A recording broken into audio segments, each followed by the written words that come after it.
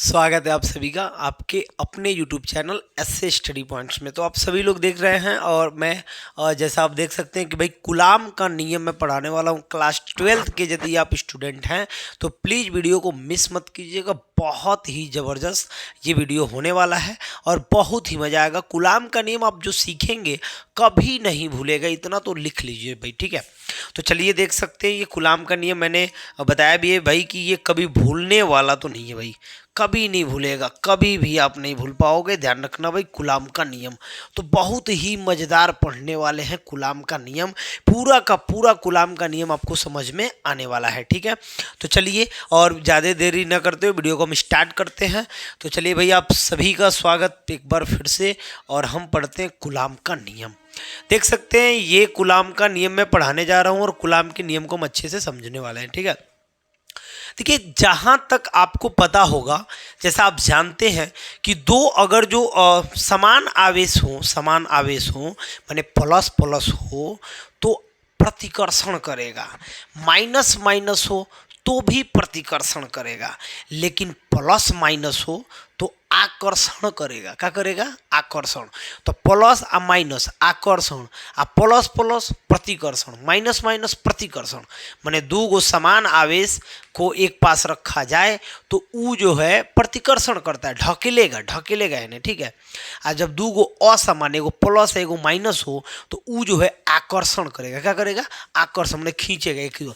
यही बात हमको सीखना है। अब गुलाम महोदय आते हैं और इन्होंने जो है 1785 ईस्वी में, फ्रांस के थे चूंकि गुलाम जी, और 1785 में कितने में भाई? 1785 ईस्वी में, 1785 ईस्वी में फ्रांस के ये रहने वाले थे। और इन्होंने आवेशों के आधार पे जो नहीं प्रतिकर्षण आकर्षण हो रहा है, यही बतिया पर एगो नियम दे दिए कि भाई अब आपको तो पता है कि समान प्रतिकर्षण असमान आकर्षण, ठीक है। इसी बात पे उन्होंने एक नियम दे दिया। नियम क्या दिया उन्होंने? चलिए उस नियम को हम देख लेते हैं, थोड़ा सा नियम को देख लेते हैं।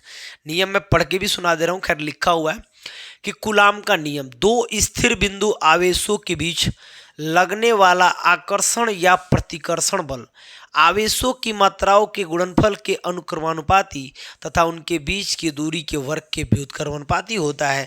डेफिनेशन पे नहीं जाना है, मैं आपको टोटल बात समझाने वाला हूँ, इसका पूरा कंडीशन समझाने वाला हूँ। कंडीशन क्या है वो हम देख लेते हैं। तो देखिएगा, कहा ये जा रहा है कि दो गो इन, देखिए एगो मान लीजिए है जा, एगो मान लीजिए है जा, दो गो स्थिर बिंदु आवेश है। एगो है क्यू है, Q1 कर लेते हैं, आ एगो है क्या है बबुआ? Q2 है। आ इनके बीच की दूरी क्या है बाबू? R है। क्या भाई? R है, ठीक है। कितना आसान होने वाला है, बस आप ध्यान से देखिए।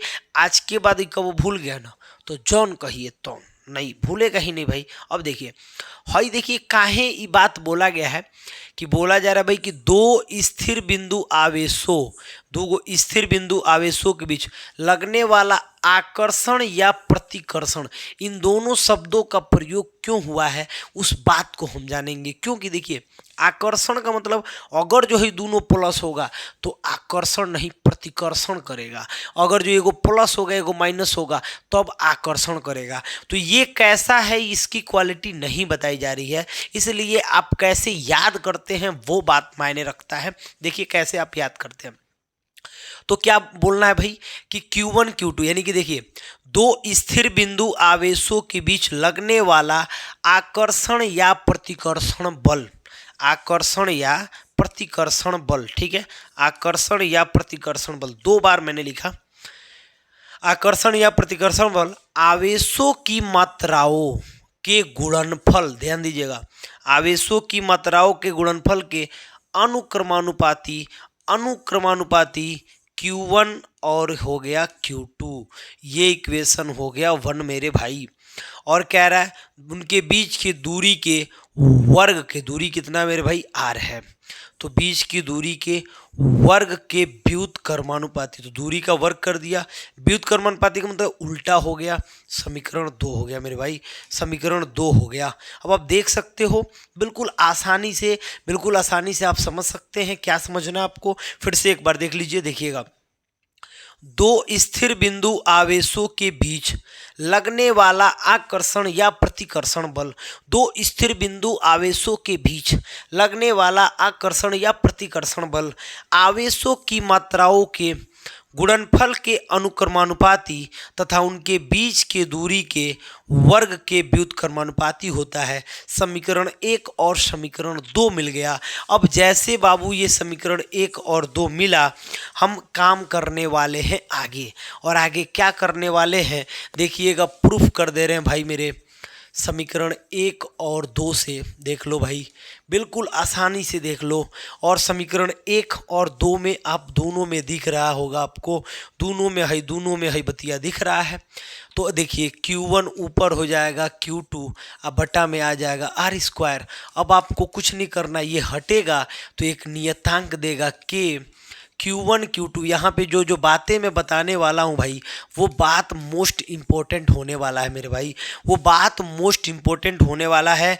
ये आपने प्रूफ कर दिया, ये आपने क्या कर दिया मेरे भाई, तो प्रूफ कर दिए। अब इसके बाद से दिक्कत क्या है कि के क्या है, तो जहाँ के क्या है देख लीजिए, मैं लिख दे रहा हूँ मेरे भाई बिल्कुल, कि जहाँ जो के है वो अनुक्रमानुपातिक नियतांक है। अनुक्रमानुपातिक नियतांक है, ठीक है भाई, ये अनुक्रमानुपातिक नियतांक है। देख लीजिए ये अनुक्रमानुपातिक नियतांक है। और इसका अब इसको समझना ये है कि ये निर्वात या वायु में होता है। अगर जो माध्यम अलग अलग बदले, यहाँ पे इसको हम निर्वात की वैद्युतशीलता कहते हैं। कंडीशन क्या होगा, थोड़ा सा ध्यान दीजिएगा, के का मान हो जाता है मेरे भाई, देखिएगा 1/4 pi epsilon not equal to 9 गुणे 10 के घात, सॉरी 9 गुणे 10 के घात नहीं होगा, 1 मिनट, हाँ ये होगा, सही है, 9 गुणे 10 के घात 9, सही है, सही है। और ये इसका मान हो गया भाई, ये इसका मान हो गया। अब दिक्कत क्या है कि के का मान जो है वो मैं अलग अलग भी ला के आपको दिखाने वाला हूँ, अलग अलग भी ला के आपको दिखाऊंगा के का मान में, ठीक है। तो के का मान में अलग अलग ला के दिखाता हूँ।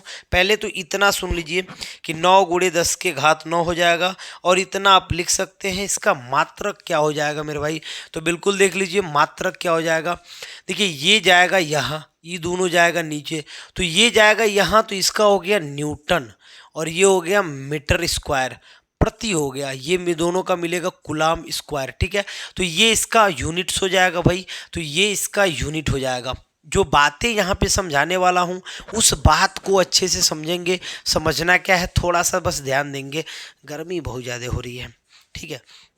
अब यहाँ पे एक बात बता देते हैं कि भाई यहाँ पे आपको दिख रहा होगा एप्सिलॉन नॉट, क्या दिख रहा है भाई, एप्सिलॉन नॉट दिख रहा है। इसको क्या पढ़ते हैं, एप्सिलॉन, ठीक है, एप्सिलॉन नॉट 0, एप्सिलॉन नॉट बोलेंगे बस, एप्सिलॉन नॉट। एप्सिलॉन नॉट क्या है, तो वैद्युतशीलता, निर्वात की वैद्युतशीलता है भाई, वैद्युतशीलता है, वो भी किसके लिए, निर्वात के लिए। अब कंडीशन क्या है कि बात क्या होता है इसमें कि निर्वात के लिए तो आपने एप्सिलॉन नॉट लिख दिया भाई, एप्सिलॉन नॉट निर्वात के लिए लिख दिया, निर्वात हो या वायु हो। लेकिन मेरे भाई एक बात बताइए, अगर जो माध्यम, ध्यान दीजिएगा, अगर जो माध्यम कुछ और हो, अगर जो माध्यम कुछ और हो तो क्या होता है, उसका मान कैसे निकाला जाता है, वो टोटल मान में अभी आपको एप्सिलॉन नॉट का मान में निकाल के दिखाने वाला हूँ, ठीक है। तो एप्सिलॉन नॉट का मान में निकाल रहा हूँ, इतना को पहले आप स्क्रीनशॉट कर लीजिए, और ये आपका पूरा हो जाएगा क्या, तो ये आपका हो जाएगा कूलाम का नियम। इतना को पहले आप स्क्रीनशॉट कर लीजिए, फिर मैं एप्सिलॉन नॉट पे ज़्यादा चर्चा करने वाला हूँ कि भाई ये निर्वात की वैद्युतशीलता तो है, ठीक है। अब थोड़ा इस पे चर्चा करने वाला ये हूँ कि इसका आंकिक मान क्या होता है। तो चलिए मैं इसी में ज़्यादा नहीं, इसी में थोड़ा सा इसको मैं बढ़ा दे रहा हूँ, ठीक है भाई। तो इसको मैं थोड़ा सा बढ़ा दे रहा हूँ, और इसी में मैं एप्सिलॉन नॉट का मान ला के दिखाऊँगा आपको। तो इसी में मैं मान ला के दिखा दे रहा हूँ, ठीक है मेरे भाई, देखिएगा, ठीक है। इसी में मैं ला के दिखा देता हूँ, फिर मैं आगे बढ़ता हूँ, ठीक है भाई। देखिएगा यहाँ पे मैं मान ला के दिखा रहा हूँ एप्सिलॉन नॉट का, देखिएगा एप्सिलॉन नॉट का आंकिक मान, अभी इसका आंकिक मान कैसे निकाला जाता है ये हम यहाँ पे समझने वाले हैं, और एप्सिलॉन नॉट का आंकिक मान समझेंगे, और एप्सिलॉन नॉट का बीमीय सूत्र कैसे निकालते हैं इस बात को भी हम आपको बताने वाले हैं। ठीक है, तो चलिए पहले थोड़ा सा हम इसको समझ लेते हैं मेरे भाई, और इसको समझ लेते हैं एप्सिलॉन नॉट। देखिए एक बात आपको पता है, के के इक्वल में आप कह रहे हैं 1/4 एप्सिलॉन नॉट। ठीक है मेरे भाई, इक्वल टू, ठीक है, 9 गुणे 10 के घात 9। ठीक है भाई, अब देखिए मात्रक में नहीं लिख रहा हूँ फिलहाल, अब मात्रक चाहें तो मैं लिख भी सकता हूँ, न्यूटन मीटर स्क्वायर प्रति कूलम स्क्वायर। बिल्कुल मैंने मात्रक भी लिख दिया, इसको मैं कर रहा हूँ साइड। ठीक है, अब आप बताओ इतना तो है ना, इतना इक्वल में एक बात बताओ मेरे भाई, 1/4 pi epsilon not equal to 9 गुणे 10 के घात 9 न्यूटन मीटर स्क्वायर प्रति कूलम स्क्वायर। एप्सिलॉन नॉट का मान चाहिए तो इसको पलटी मार दे रहे हैं, इसको पलटी मारेंगे तो ये हो जाएगा 4 पाई एप्सिलॉन नॉट बटा में 1 आ गया, ये भी पलटी मराएगा, क्लियर बात है। नहीं तो वैसे अगर जो पलटी मारने वाला बात समझ में नहीं आ रहा है तो घबराने की कोई ज़रूरत है नहीं, घबराइएगा मत। अब सुनिए, एप्सिलॉन नॉट को यही जा रहने दीजिए, 4 पाई इन्हें भाग में होने जाके क्या कराएगा मेरे भाई, तो स्पष्ट है गुणा कराएगा, गुणा कराएगा मेरे भाई, गुणा कराएगा, बिल्कुल गुणा कराएगा, कंफर्म हो गया कि गुणा कराएगा। ठीक है मेरे भाई, अब देखो 4 पाई इधर भाग में है, उधर जाके गुणा करा दिया। अब करना क्या है सुन लीजिए, ये मात्रक जो है ये न्यूटन मीटर स्क्वायर प्रति कूलम स्क्वायर तो है, लेकिन जैसे इसको पलटी मारिएगा, इसको अब पलटी मारिए तो एप्सिलॉन नॉट इक्वल टू ये हो जाएगा 1/4 पाई इंटू 9 इंटू 10⁻9, और ये भी पलटी मार देगा तो ये हो जाएगा सी स्क्वायर बटा एन, देख लीजिए एन एम स्क्वायर हो जाएगा। ठीक है मेरे भाई, ये हो जाएगा एन एम स्क्वायर। ठीक है, अब आप एप्सिलॉन नॉट का मान निकाल लो मेरे भाई। चलो एप्सिलॉन नॉट इक्वल टू, ठीक है, 1/4 इंटू 3.14 गुणे 9 गुणे 10 के घात हो गया 9, और ये निकला सी स्क्वायर प्रति न्यूटन मीटर स्क्वायर। ठीक है मेरे भाई, ये बिल्कुल मिल गया। ठीक है, अब करना क्या है मेरे भाई, तो देखिए एप्सिलॉन नॉट इक्वल टू कुछ नहीं करना है, इसका 9 चौको 36 हो जाएगा, 9 चौको 36 हो गया, गुणे 3.14 हो गया, गुणे 10 के घात 9 हो गया, सी स्क्वायर और एन मीटर स्क्वायर। ठीक है मेरे भाई, एप्सिलॉन नॉट इक्वल टू 1 इसका 100 से गुणा 100 से भाग होगा, कन्फर्म है, 100 से गुणा कराएंगे तो ये हो जाएगा 314। चूँकि 100 से नीचे गुणा कराए हैं तो ऊपरों कराना पड़ेगा, फर्ज है हमारा कि भाई हम गुणा कराएंगे, और सी स्क्वायर और ये न्यूटन मीटर स्क्वायर हो जाएगा। ठीक है मेरे भाई, अब कुछ नहीं करना, कुछ नहीं करना है, इसको नीचे से ऊपर लेके जाना है, इसको नीचे से ऊपर लेके जाना है। अब ये नीचे से बाबू जब ऊपर जाएगा तो किस में हो जाएगा, माइनस में हो जाएगा।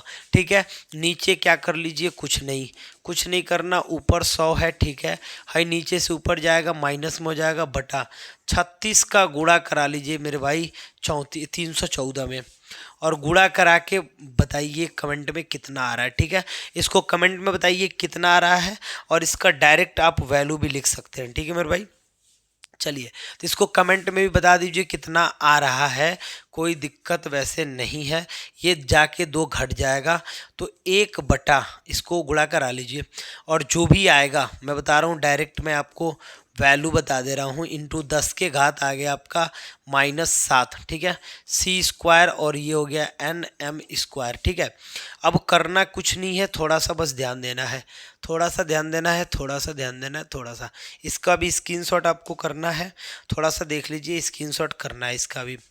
अब करना क्या है कि इन दोनों का गुणा कर लीजिए, गुणा करने के बाद एक में भाग दे दीजिएगा, तो भाग देने के बाद 8.85 गुणे 10⁻−12 में बता रहा हूँ, पॉइंट का स्थान 0.00 ऐसे करके 0.8 ऐसे करके आएगा, 3 स्थान पे आप ले लेंगे, और सी स्क्वायर प्रति एन एम स्क्वायर में डायरेक्ट वैल्यू लिख दे रहा हूँ इसका।